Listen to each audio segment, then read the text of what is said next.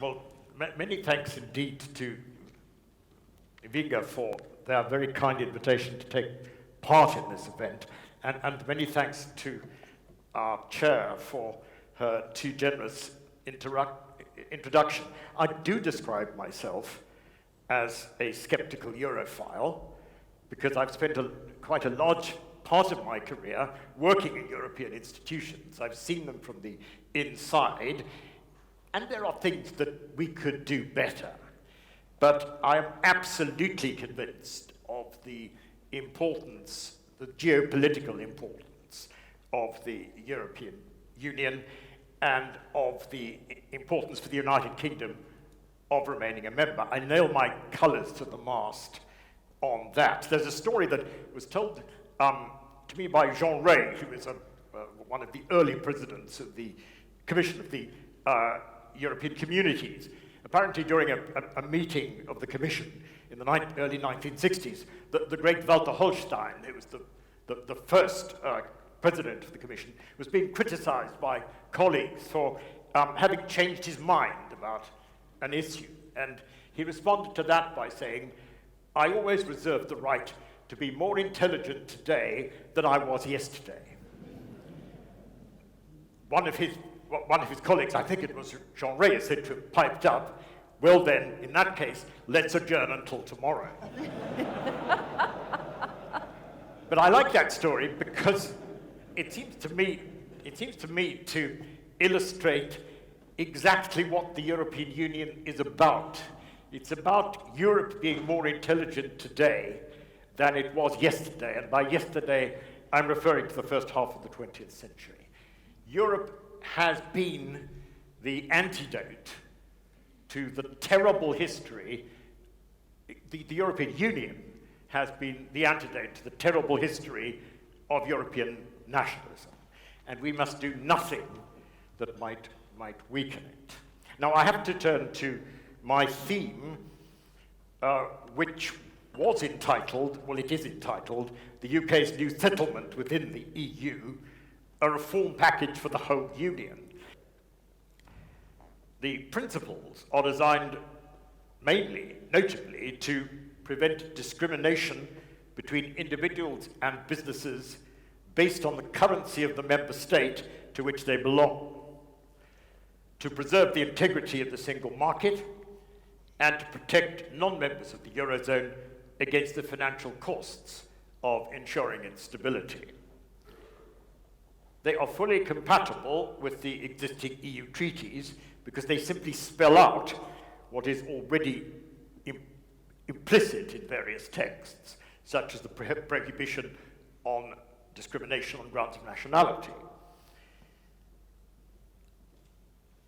The set of principles will become a legally binding instrument of interpretation as soon as the decision enters into force, and their substance is destined to become primary EU law at the time of the next treaty revision. The proposed safeguard mechanism employs the technique of what I call a council conduct agreement, binding the member states as to how they will behave in certain circumstances when acting in their capacity as members of the council.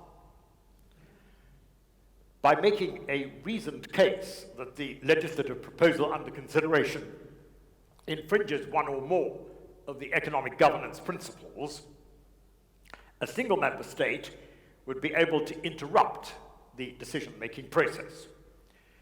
The council would then be obliged to do all in its power within a reasonable time and without infringing obligatory time limits to accommodate the concerns of that member state, including the possibility of referring the issue to the European Council.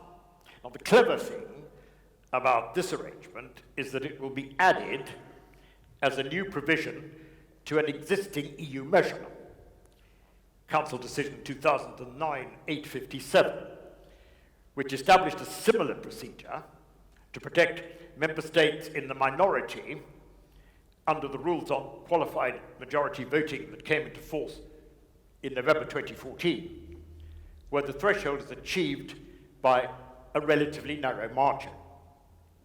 So there could be no doubt as to the validity and the binding legal effect of the mechanism. And I would add that if the operation of the safeguard mechanism were thought by the United Kingdom or any other member state to have failed in a particular instance to protect one or more of the economic governance principles, it would still be possible to challenge the validity of the measure once adopted in annulment proceedings before the Court of Justice, especially once the substance of the principles has become primary EU law.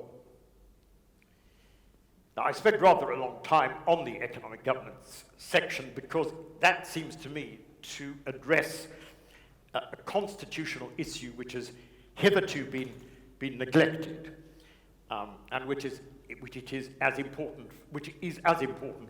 for this country as for the UK. A second element in the package was competitiveness. Well, what that does is to